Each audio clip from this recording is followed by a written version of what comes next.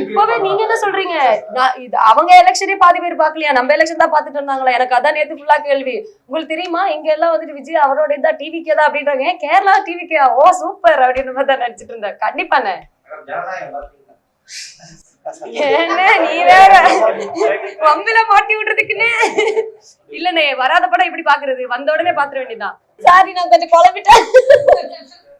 First time like press மீட்ல அப்ப கொஞ்சம் நடுக்கமா இருக்கு, அதனால மன்னிச்சுக்கோங்க. ஐயோ வெக்கமா வருது. இல்லண்ணா அவரு கொலை பண்ண மாட்டாரு, அவரு கொலை பண்ணிடுவாரு. நான் தான் அதை வந்து என்ன சொல்றது இன்வெஸ்டிகேட் பண்றேன். ஆனா வந்து அது கண்டுபிடிச்சு ஒண்ணும் பண்ணாத முடியாத மாதிரி ஆயிடும். போலீஸ் எல்லாம் என்னோட இப்ப இந்த கேஸ்ல நம்ம என்ன பண்றது அப்படின்ற மாதிரிதான் இருக்கும். அதனால அழகில வேணா நான் லைட்டா சொல்றேன். அண்ணா அப்படி இல்லண்ணா, எனக்கு கருப்புன்னா ரொம்ப பிடிக்கும். நான் எப்ப கருப்பு போட்டாலும் கொஞ்சம் அழகா தெரியுதுண்ணா, அதனால அதை மட்டும் தான் நான் யோசிச்சேன்.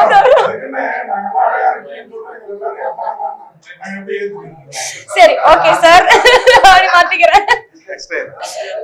Out of respect. இல்ல ஆக்சுவலி வந்து நான் ரொம்ப வந்து விஜய் சாந்தி மேமுக்கு மாதிரி வந்து நினைச்சு சத்யால பண்ணிட்டு இருக்கும் போதுதான் பிறந்தெல்லாம் அடி போகும்போது எல்லாருமே செட்ல கூட கலாய்ப்பாங்க, விஜய் சாந்தி மீனானு அவனுக்கு மனசுல அப்படிலாம் சொல்லுவாங்க. இது வந்து அந்த மாதிரி ஆக்ஷன் எல்லாம் இல்லைண்ணா, பட் ரொம்ப செட்டிலான ஒரு மெச்சூர்டான ஒரு கேரக்டர் தான். கொஞ்சம் மேபி லுக் வைஸ் எல்லாம் கொஞ்சம் அந்த மாதிரி இருக்கலாம் மேபி. நிறைய கஷ்டப்பட்டாரு, ஒரு முட்டையெல்லாம் உடைச்சுக்கிட்டாரு அப்படின்னு சொன்னீங்க. நீங்க இந்த படத்துக்காக கஷ்டப்பட்டு என்ன கஷ்டப்பட்டீங்க?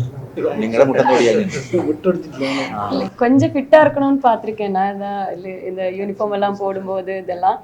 அப்புறம் லைக் ஆக்டிங்ல ரொம்ப சட்டிலா கொஞ்சம் என்ன சொல்றது மெச்சூர்டா பண்ணணும். ஏன்னா இதுல இப்போ சொன்ன மாதிரி 2 போர்ஷன்ஸ் இருக்கு.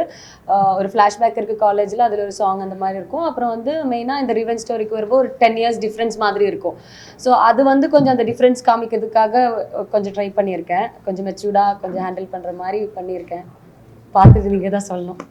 கேரளால ஆக்சுவலி சொல்லணும்னா எனக்கு அவ்வளோ தெரியல இன்னும். ஏன்னா இப்போதான் நம்ம ஆரம்பிச்சிருக்கோம், இதான் ஃபர்ஸ்ட் மூவி. அண்ட் பெருசா அந்த மீடியாவை நான் இன்னும் லைக் ஃபேஸ் பண்ணல.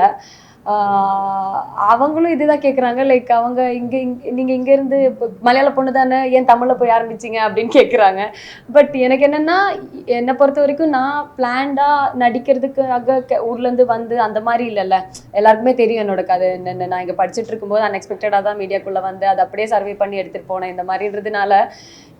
நான் நேற்று கூட கேரளா ப்ரமோஷன்ல ஒரே ஒரு வார்த்தை தான் சொன்னேன், சென்னை எப்படின்னா வந்தவங்களும் வாழ வைக்கும் சென்னை, என்ன வாழ வச்சிருக்கு, அதனால எனக்கு சென்னை ரொம்ப பிடிக்கும், அவ்வளவுதான்.